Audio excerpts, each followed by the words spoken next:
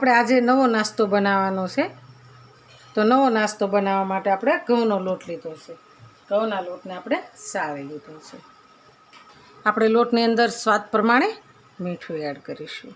આપણે એની અંદર અડધું પાવડું તેલ એડ કરીશું। આપણે લોટમાં મીઠું અને તેલ નાખ્યું છે તો એને આપણે મિક્સ કરી દઈશું। આપણે રોટલીનો લોટ બાંધીએ ને એ રીતના બાંધવાનો છે। આપણે બહુ કઠણ બાંધવાનો નથી, બહુ ઢીલો બાંધવાનો નથી। આપણે લોટ બાંધી દીધો છે તો આને આપણે 5 મિનિટ માટે ઢાંકી દઈશું। આને આપણે સાઈડમાં રાખી દઈશું। હવે આપણે બટેકા બફાઈ ગયા છે તો બટેકાને આપણે ખોલી લેવાના છે। આપણે બટેકાને કાઢી લઈશું। આપણે આ ગરમ છે તો આને થોડાક ધોઈ લઈશું। આપણે હવે બટેકાનો આપણે મસાલો બનાવીશું। બટેકાનો મસાલો બનાવીશું પછી આપણે હવે આમાં મીઠું નાખીશું। સ્વાદ પ્રમાણે આપણે મીઠું નાખીશું। પછી એની અંદર લીલા ધાણા નાખીશું। આપણે એમાં ડુંગળી નાખીશું। પછી આપણે એમાં લીલા મરચાં કટિંગ કરેલા નાખીશું।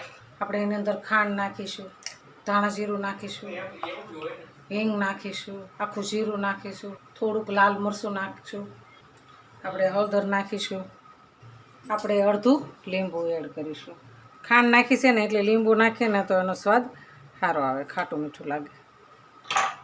આપણે આ મસાલાને બધો મિક્સ કરી દેવાનો છે। આપણો મસાલો સરસ કમ્પ્લીટ થઈ ગયો છે, એકદમ મસ્ત બની ગયો છે।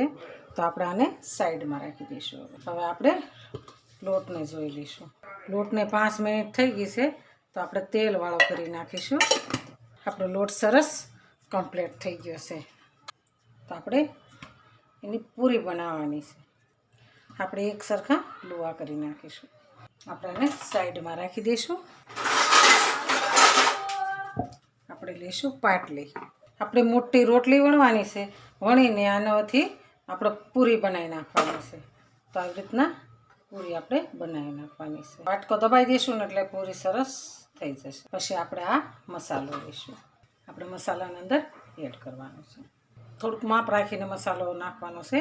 પછી આપણે આને આવી રીતના વાળી દેવાનું છે। આવી રીતના વાળીને આપણે કમ્પ્લીટ કરી દેવાના છે। બહુ દબાવવાના નથી, આવી રીતના કમ્પ્લીટ કરવાના છે। થોડુંક અધૂરું લાગે તો થોડોક મસાલો નાખી દેવાનો એટલે કમ્પ્લીટ થઈ જાય। આપણે બધાને આવી રીતના બનાવી નાખવાના। આપણે બનાવીને એક થાળીમાં કમ્પ્લીટ તૈયાર કરી દઈએ। એની અંદર આપણે 2 ચમચી મેદો લઈશું। આ 2 ચમચી મેદો લઈશું।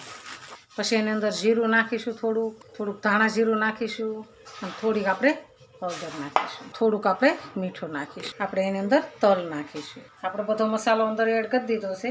એની અંદર આપણે પાણી નાખીશું। પાણી નાખીને આપણે એનું ગોળ બનાવી નાખવાનું। બહુ આછું નથી કરવાનું, બહુ ઘાટું નથી કરવાનું, એવું આપણે બનાવી નાખવાનું। આપણે એની અંદર લીલા ધાણા એડ કરીશું। આપણો ગોળ કમ્પ્લીટ તૈયાર થઈ ગયું છે, એકદમ સરસ બની ગયું છે। તો આપણે આને સાઈડમાં રાખી દઈશું। આપણો નાસ્તો સરસ તૈયાર છે તો આપણે હવે આને તળી લઈશું। આપણા બધાય કમ્પ્લીટ થઈ ગયા છે। આપણે તળવા માટે તેલ મૂકીશું। આપણે તેલને થોડુંક ગરમ થવા દેવાનું છે, બહુ ફૂલ નથી થવા દેવાનું। આછા ગરમે આપણે ક્રિસ્પી નાસ્તો બનાવવાનો છે।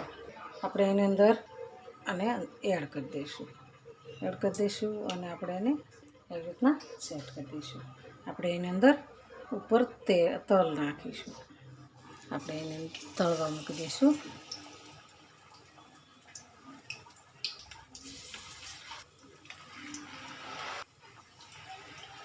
નિતારીને આપણે ડીશમાં કાઢી લઈશું। આપણા ગરમા ગરમ નવો નાસ્તો સરસ તૈયાર છે, એકદમ મસ્ત બની ગયો છે અને કુરકુરો અને સરસ આપણો નાસ્તો બન્યો છે, બની ગયો ને એકદમ મસ્ત। તો જો આલો ખાવા આ મારો વિડીયો ગમે તો લાઈક, શેર અને સબસ્ક્રાઈબ કરી દેજો।